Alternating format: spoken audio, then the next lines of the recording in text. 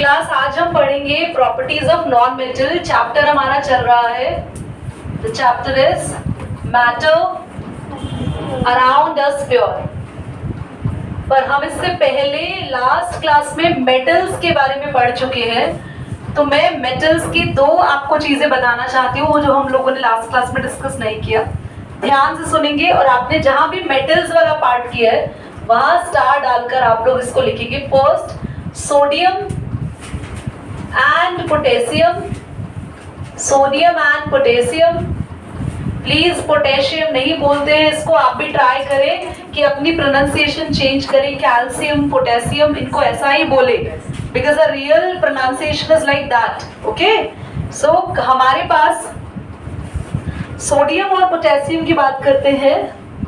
Pause करेंगे। Cut with knife, ये इतने सॉफ्ट होते हैं बच्चे।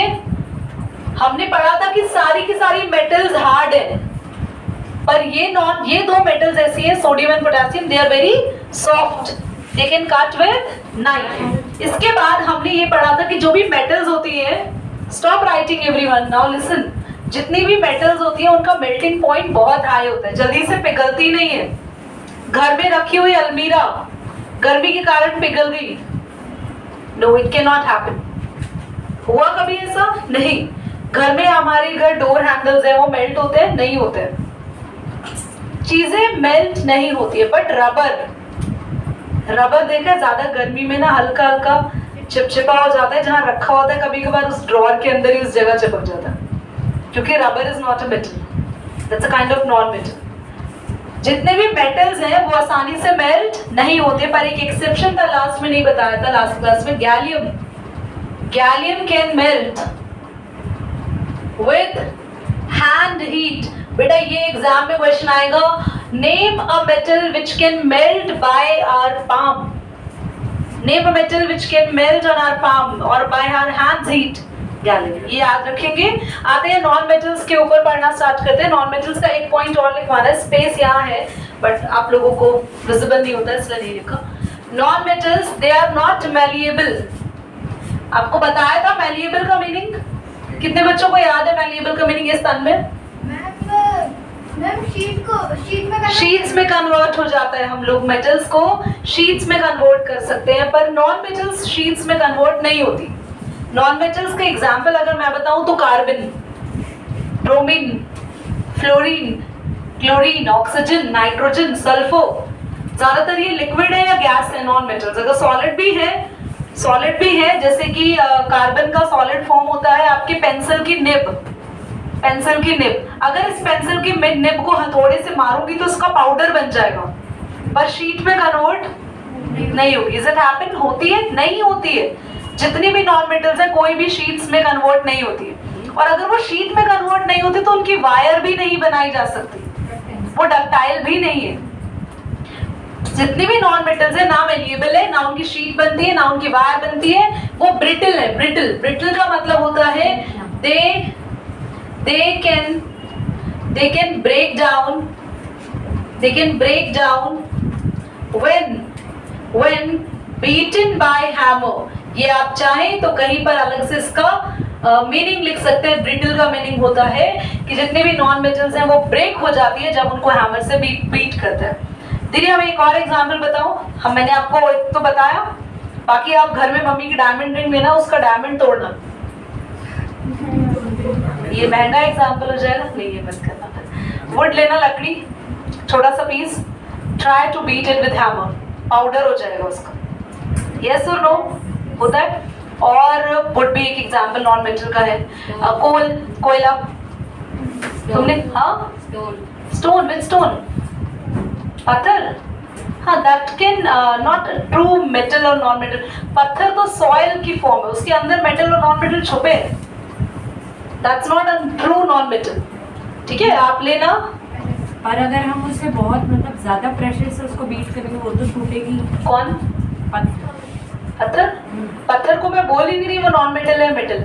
पत्थर को किसी भी कैटेगरी में हम नहीं लेकर आ रहे, मिट्टी को किसी कैटेगरी में नहीं लेकर आ रहे, बल्कि मिट्टी तो ऐसी चीज है जिसके अंदर मेटल्स और नॉन मेटल्स और सारे मिनरल्स मिक्स होते हैं। बट हमें किसी पर्टिकुलर नॉन मेटल का नाम लेना है, तो इसलिए मैंने वुड का नाम लिया। वुड में कार्बन है, पेंसिल में जो ये ग्रेफाइट की निब होती है जो आपकी, वो कार्बन है, ठीक है। और इसके अलावा आयोडीन, आयोडीन इस तरीके से अगर आप देखोगे ना, आयोडीन आप सभी बच्चे गूगल, मेरा फोन रिकॉर्डिंग पे लगा हुआ है, अदरवाइज मैं तुम्हें अभी दिखाती। आयोडीन एक क्रिस्टल होता है वायलेट कलर का, उसको भी ब्रेक करोगे तो पाउडर बनेगा उसका। वायलेट कलर का क्रिस्टल होता है आयोडीन, और शाइनी होता है, शाइनी बिल्कुल। कितने बच्चों ने देखा है? Have you ever seen wave in the book? In the book? Okay, that's good. तो स्कूल में भी हो सकता है कुछ बच्चों को लैब्स में दिखाएं, दर्शन कराएं। हाँ, अगर आपको केमिस्ट्री लैब में दिखाया है आयोडीन तो that's very good. Coming to next, जितने भी नॉन मेटल्स होते हैं वो ना तो इलेक्ट्रिसिटी के कंडक्टर्स हैं, मतलब उनके अंदर से ऐसे करंट पास नहीं होता, दे आर नॉट कंडक्टर्स। आप कंडक्टर हो, मैंने बताया था, यस। आप करंट को पकड़ना, दोस्त को पकड़ना, पता चल जाएगा। दोस्त को करंट लगा तो आप कंडक्टर, नहीं तो इंसुलेटर। हाँ, जैसे प्लास्टिक होता है उसमें हम आइसक्रीम रखते हैं तो वो तो मेल्ट होने लगती है उसमें, फिर वो क्यों होता है? प्लास्टिक में आइसक्रीम रखते हैं तो मेल्ट होने लगती है, वो तो प्लास्टिक रूम का टेम्परेचर है। आइसक्रीम तो किसी में भी रखोगे तो मेल्ट हो जाएगी। तो वो तो दीदी हीट और कोल्ड पास नहीं करता ना? पास नहीं करता वो। हाँ बच्चे बोलो, लेटेंट हीट भी नहीं। प्लास्टिक बंद थोड़ी है चारों तरफ से, सील्ड बंद नहीं होता बेटा, सील्ड इज नॉट अ बंद। कभी भी आप लोग आगे जाके एक चैप्टर पढ़ोगे थर्मोडायनामिक्स क्लास 11th में, केमिस्ट्री में, वहां आप जानोगे सिस्टम्स होते हैं ऐसे। आप चाहे कितना ही सील कर लो, आपकी चाय की कप के ऊपर कितना ही ढक्कन बड़ा रख दो, चाय ठंडी होनी है तो होनी है, ऑफ कोर्स यस। तुम्हें तो नहीं दिख रहा ना, चाय का कप दीदी सील था बिल्कुल, ऊपर हमने कटोरी रखी थी, उसके ऊपर हमने ईंट रख दी, ईंट के ऊपर हमने 10 चीजें रख दी, सील पैक हमने चाय कर दी, तब भी ठंडी हो गई। पर वही चाय थर्मस की बॉटल में रखोगे तो काफी लंबे समय तक ठंडी नहीं होती है, क्योंकि थर्मस जो होता है वो एक आइसोलेटेड सिस्टम होता है। तो आपकी आइसक्रीम किसी आइसोलेटेड सिस्टम में नहीं है, हीट तो आ जा सकती है बड़े आराम से। नाउ टॉकिंग अबाउट जितने भी नॉन मेटल्स होते हैं वो अपने से करंट को पास नहीं करते हैं, they are bad conductors, okay. पर एक नॉन मेटल है जो आपको याद रखना है, जो आपके घर में, जो आपके रिमोट में सेल है, रिमोट में cell, I will show you the diagram in the book. Can you see, this is the cell, can you see? इस सेल के बीच में देखो लाइन जा रही है ग्रे कलर की, यही लाइन आपकी ग्रेफाइट की रॉड है, इस सेल के अंदर है। अच्छा, सेल से करंट पास होता है? हाँ दीदी, हमने प्रोजेक्ट्स वगैरह बनाए थे, सेल लगाए हैं उसमें, सेल कैन जनरेट करंट। तो जितने भी नॉन मेटल है वो कोई करंट को पास नहीं करते, पर कौन करता है? ऐसे जितने भी नॉन मेटल है उन सबको जलाओगे तो वो जल जाएंगे खुद ही, हीट को पास नहीं करेंगे। पर कौन करता है? डायमंड। पर डायमंड में भी ना एक यहाँ बुक में लिखा तो है, पर मुझे लग रहा है ऐसा नहीं लिखवाना चाहिए था। ये डायमंड भी बहुत स्ट्रॉन्ग हाई हीट पे जल जाता है।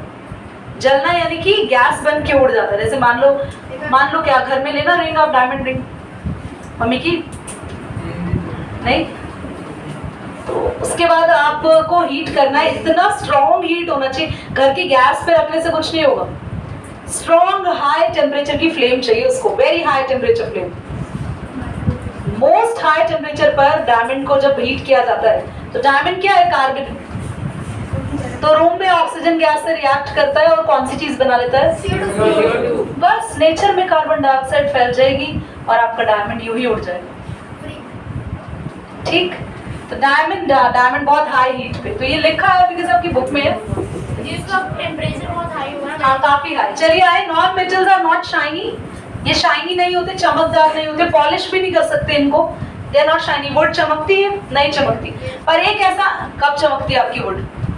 आप चमकाओगे तो चमकेगी ना, वो तो आप भी चमक जाएंगे, वो तो हम आपको भी चमका देते हैं। पर आप चमक रहे हैं वैसे नहीं ना। ऐसे वुड लकड़ी, पेड़ों की लकड़ी है यार, पेड़ है खड़े हैं, रात को शाइन कर रहे हैं क्या? डायमंड चमकता है? नहीं चमकता। No, a big no. ये सारे बच्चे गलत फहमी में क्यों जी रहे हैं? Diamond do not shine, diamond only reflect light.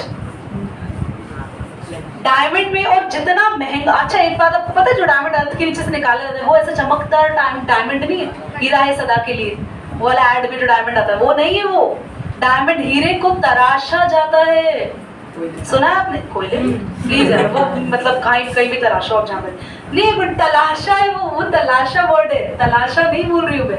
हीरे की खोज कोयले में होती है, कोल माइंस में ढूंढा जाता है डायमंड, दैट्स ट्रू। पर कोल माइंस में डायमंड को मिलने के बाद डायमंड को पहनने लायक बनाया जाता है, उसको तराशा जाता है, उसमें कट्स लगाए जाते हैं, फाइन एंड फाइनर कट्स।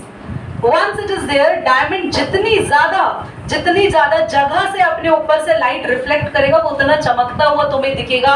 इसलिए डायमंड में कैरेट्स होते हैं कि इतने कैरेट का डायमंड है, इतने कैरेट का डायमंड है। इसलिए कुछ डायमंड्स बहुत महंगे होते हैं, कुछ बहुत सस्ते होते हैं। बोलिए। तो दीदी वैसे तो सारे मतलब मेटल्स भी तो वैसे ही चमकते हैं जब वो लाइट रिफ्लेक्ट करते हैं, क्योंकि अगर हम नहीं, वो चमकना नहीं है, वो तो उनकी खुद की सरफेस शाइनी है, उन पे उनकी लाइट रिफ्लेक्ट उनसे हो रही है और उनकी सरफेस भी जो है वो शाइनी है। डायमंड है, डायमंड लाइट बंद कर देंगे आप तो वो ऐसा कोई शाइन नहीं करेगा, कम लाइट में शाइन नहीं करेगा। कम लाइट में जैसे एल्यूमिनियम है, ये शाइन कर रहा है ना, डोर हैंडल देखो, क्या एल्यूमिनियम है ये शाइन कर रहा है उतना ही ये शाइन कर रहा है?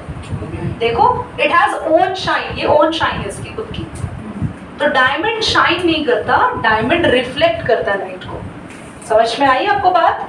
और कौन सा ऐसा नॉन मेटल है, सारे नॉन मेटल शाइन नहीं करते याद रखना, पर कौन करता है? आयोडीन। मैंने आयोडीन के बारे में बताया था आपको, it's a violet crystal, right? चलिए, जितने भी नॉन मेटल है सबके सब सॉफ्ट होते हैं, सब सॉफ्ट होते हैं, हार्ड नहीं होते, आराम से कट जाते, टूट जाते हैं। वुड को देखो, चाकू से काट सकते हो ना, आप चाकू ले लो, आरी ले लो, वुड को काट दो, कट जाएंगे आराम से। आप डायमंड को काटो, डायमंड इज द हार्डेस्ट, और इवन डायमंड दुनिया में सबसे हार्डेस्ट चीज है। और डायमंड इतना हार्डेस्ट है कि डायमंड को एक अच्छे कटर की फॉर्म में भी यूज किया जाता है। और ग्लास कटर्स जो होते हैं, बड़े बड़े महंगे ग्लासेस में ग्लास कटर्स जो होते हैं वो डायमंड के ही होते हैं।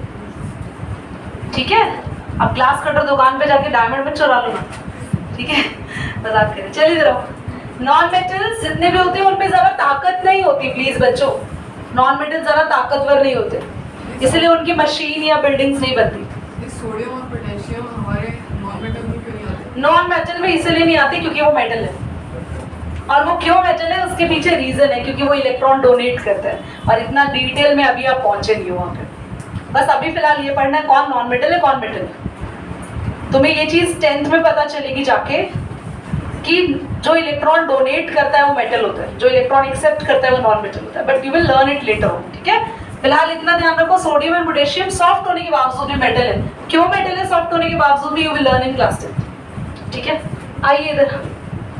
नॉन मेटल्स तो ज्यादातर सारे सॉलिड ही थे, नॉन मेटल्स सॉलिड भी हो सकते हैं, कुछ लिक्विड सॉलिड जैसे कार्बन, लिक्विड जैसे ब्रोमीन, और गैसेस जैसे ऑक्सीजन, नाइट्रोजन, क्लोरीन। ये क्या है आपके पास? गैसियस नेचर, ये लिक्विड नेचर, ये सॉलिड नेचर। ठीक है, पॉज करिए, नोट करो, थोड़ा जल्दी चल, इधर देखो।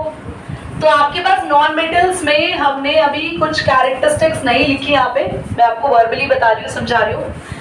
नॉन मेटल्स का हाई, अभी आते हैं, सुनते हो, नॉन मेटल्स का हाई कुछ नहीं पूछ रहे थे, high melting and boiling point नहीं होता, आसानी से पिघल जाते हैं ना, अराउंड 100-200 के आसपास इनके मेल्टिंग पॉइंट्स होते हैं। पर याद रखना, ग्रेफाइट का मेल्टिंग पॉइंट हाई है, एक्सेप्ट ग्रेफाइट। तो मैंने लिखवाया जितने भी नॉन मेटल्स होते हैं they have low melting point, है ना, low melting and boiling point, पर एक्सेप्ट क्या करा? ग्रेफाइट। आपको याद रखना है, ग्रेफाइट है, डायमंड भी लिख सकते हैं इसमें। ठीक है, अगला है हमारे पास नॉन मेटल सोनोरस नहीं होते, यानी कि जैसे आवाज इसमें से आ रही है ना, आपके घुंघरू से आती है जब आप एंकलेट पहनते हैं, राइट? तो वो वॉइस नॉर्मली नॉन मेटल से नहीं आती। मेटल सारे के सारे कलरलेस थे ना, बताया था, इतने कलर्स नहीं होते मेटल्स में। नॉन मेटल्स तो बहुत कलरफुल है। क्लोरीन हमने पढ़ा है, yellowish green, phosphorus white red colour का होता है, ग्रेफाइट मैंने आपको ब्लैक कलर का लिखवाया, सल्फर येलो कलर का होता है हमारे पास, आयोडीन वॉयलेट कलर का होता है। तो we have varieties of colours in non metals जो कि मेटल्स में नहीं होते। साथ ही नॉन मेटल्स में मैंने पॉइंट नहीं लिखवाया तो आप ऐड कर लेना, लो डेंसिटी लिखवाया, किसका? नॉन मेटल में पॉइंट लिखवाया हमने, आप लिख लेना, कहीं पर भी ऐड कर लेना। नॉन मेटल्स में पॉइंट मैं लिख रही हूँ बोर्ड पे। Non metals Non-metals are having, या non-metals are of low density elements. Low density का मतलब पता है क्या होता है? काफी हल्के होते हैं, बहुत भारी नहीं होते हैं. और मेटल्स की डेंसिटी काफी हाई रहती है. मेटल्स काफी भारी है. तुम लोग अगर हाथ में लकड़ी लो, आराम से इतनी बड़ी स्टिक डंडी उसकी उठा लोगे, कोई दिक्कत नहीं है.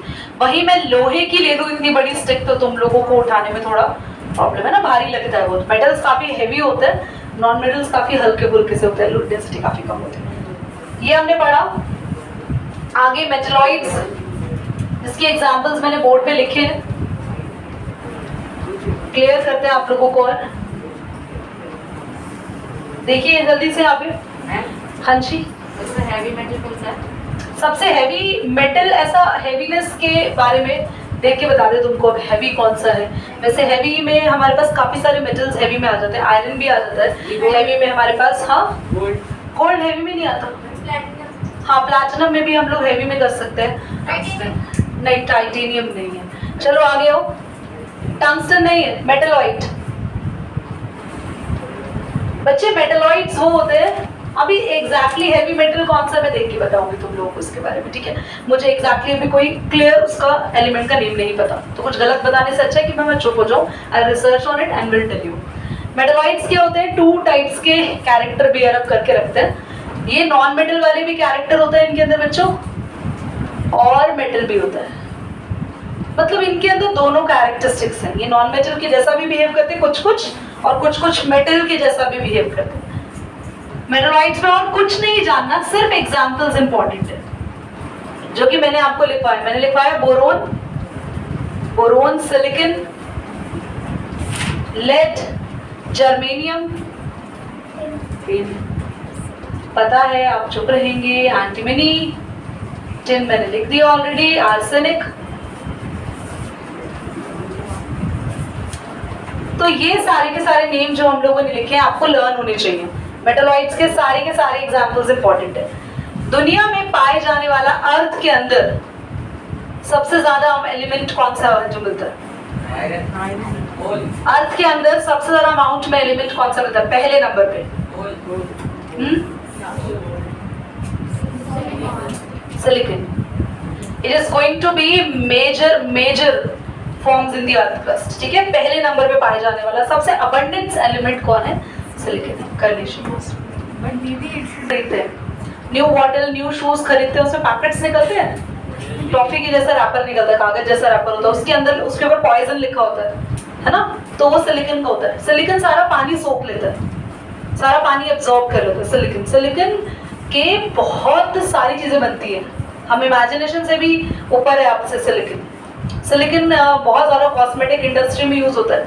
जो मेकअप से पहले प्राइमर लगाते हैं तो हमारे पोर्स थोड़े बंद हो जाते हैं, तो प्राइमर भी सिलिकॉन का होता है, सिलिकॉन से बना होता है. सिलिकॉन के मोबाइल कवर्स मैंने अभी आपको एग्जांपल दिया, वो होते हैं सिलिका जेल के बने हुए होते हैं. हाँ, नेल आर्ट करते हैं, हाँ, तो उसमें भी यूज होता है. सिलिकॉन दुनिया में बहुत ज्यादा अबंडेंट फॉर्म में मिलता है. अर्थ के अंदर, मैं अर्थ के बाहर की बात नहीं कर रही. अर्थ क्रस्ट में जो एलिमेंट सबसे ज्यादा अबंडेंस प्रेजेंट सिलिकॉन है, उसका बहुत ज्यादा फॉर्म में यूज किया जाता है. ठीक है, कर दो पहले हेडिंग डालेंगे. तो एक चीज पहले बतानी है मेटल से रिलेटेड, फिर आगे बढ़ेंगे, समझाएंगे आप लोगों को समझाएंगे मिक्सचर्स के बारे में. बट मिक्सचर समझाने से पहले एक चीज मुझे बतानी है. क्वेश्चन आता है मेटल्स पे, जहां आप लोगों ने ये चीज नोट की है, मैंने अभी क्लास की शुरुआत में नोट कराई थी, ये आप एक और चीज नोट कर लो. सोडियम एंड पोटेशियम को हम हमेशा, potassium should be capped in kerosene oil as they can react. Copy के सबसे ऊपर लिख लेना जहां स्पेस हो. They can react with atmospheric oxygen. Class ध्यान से सुनेंगे. आप लोगों के पास अगर कहीं पे सोडियम और पोटेशियम आपको दिखता है आपके लैब में, तो प्लीज उसे बाहर निकाल के टेबल पे मत रखना. छोटे छोटे टुकड़े होंगे इरेजर के जैसे, जैसे इरेजर लेना और इरेजर को आप इरेजर को छोटे छोटे टुकड़ों में कन्वर्ट कर देना, तो बिल्कुल वैसे ही छोटे छोटे पीसेस नजर आते हैं सोडियम पोटेशियम के। तो आपको वो पीस एक पानी में एक लिक्विड में डूबे हुए दिखेंगे, वही रहते हैं वो, उसी में ही रखते हैं वो लोग लैब वाले उसको स्टोर। कभी भी एक पीस निकाल के ऐसे टेबल पे रख दिया ना आपने तो छोटा सा पटाखा, छोटा सा ब्लास्ट होगा, क्योंकि वो बहुत ही ज्यादा जल्दी से एटमॉस्फेयर में एयर से रिएक्ट कर जाता है। तो they are very reactive metals, तो इसीलिए इनको हम कहाँ स्टोर करते हैं, ठीक है। तो ये क्वेश्चन में से तो बहुत कम चांसेस है बट कैन बी आस्क्ड। चलिए मिक्सचर्स के बारे में बच्चों, भी सोडियम तो वाटर के साथ रिएक्ट करता है ना, तो वाटर में थोड़ी रख रहे हैं, केरोसिन ऑयल पानी है। हाँ इधर देखेंगे अब मिक्सचर्स क्या होते हैं क्लास, रियांश मिक्सचर्स क्या होते हैं, दे आर इम्प्योर, ये इम्प्योर है बच्चे। ये हमेशा कब बनते हैं, बाय फिजिकल मिक्सिंग, मतलब आपको कोई भी रिएक्शन करने की जरूरत नहीं है। घर में पानी लेना, मैं प्योर पानी की बात करूं, प्योर पानी, डिस्टिल वाटर, जिसमें सिर्फ और सिर्फ पानी है, सिर्फ H2O है, प्योर है ये, तो वो डिस्टिल वाटर में आप शुगर डाल देना, तो आपने मिलके दो चीजों से तैयार किया मिक्सचर। मिक्सचर आप लोग हमेशा बनाते हैं दो या दो से ज्यादा चीजों को मिक्स करके। दीदी नेचर में कहीं मिक्सचर बना बनाया नहीं है ना, आपका एटमॉस्फेयर ये एक मिक्सचर है गैसेस का। Soil is a mixture of lot of elements, lot of nutrition, lot of minerals. आपके घर का टैप वाटर जो आपको घर में पानी आ रहा है बाहर से सप्लाई कर रहे हैं, वो भी मिक्सचर है, वो प्योर नहीं है, क्योंकि उस पानी के अंदर बहुत सारे मिनरल्स एंड बहुत सारे सॉल्ट, सब कुछ डिसॉल्व्ड है। Rain water is also mixture, बोलिए। रिवर में जो पानी, river water is also mixture, तो प्योर नहीं है वो भी। Distil water is the purest water जिसको बनाया जाता है। डिस्टिलरी की बोतल लेंगे दीदी वो प्योर होगा नहीं, डिस्टिलरी पे तो लिखा होता है साफ साफ मिनरल वाटर, मिनरल वाटर। बोलिए। इन्वर्टर का पानी that can be a distil water, that can be a form of distil water. फिलहाल दे आर इम्प्योर। कैसे बनते हैं, बाय फिजिकल मिक्सिंग। दो टाइप के मिक्सचर्स होते हैं बेटा, होमोजेनियस मिक्सचर होते हैं, ऐसे मिक्सचर जो देख के लगेगा मिक्सचर ही नहीं है, ये तो पानी में चीनी घुमा दी, अच्छे से मिक्स कर दी, बिल्कुल साफ पानी दिख रहा है। क्या आपको दिख रहा है कि क्या क्या मिक्स हुआ था? रिवर वाटर निकालो आप, 1 glass river water. River water बिल्कुल साफ होना चाहिए, मिट्टी नहीं है उसके अंदर, बिल्कुल साफ रिवर वाटर है। देख के देखिएगा आपको ये मिनरल इसमें फ्लोट कर रहा है, या ये वाला आयन इसमें फ्लोट कर रहा है, या ये वाला सॉल्ट है इसमें। ऐसे मिक्सचर जिसमें नजर ना आए कि क्या क्या चीजें मिक्स हो रखी है, वी कॉल इट। और हेट्रोजीनियस वो होते हैं जिसमें आपको क्लियर होता है कि क्या क्या चीजें मिक्स है, तो वो एग्जाम्पल है सॉइल इन वाटर।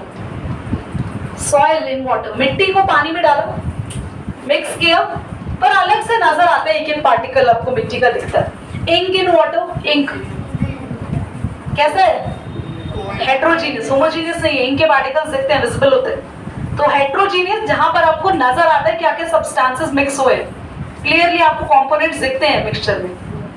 जहां आपको कंपोनेंट्स नहीं दिखते हैं, दैट्स दुनिया के जितने भी सॉल्यूशंस बनते हैं, जितने भी सॉल्यूशन मतलब पानी में बहुत सारी चीजें मिक्स कर करके जो बना रहे हैं, they all are examples of mixtures. ठीक है, राइट, बात कर दो।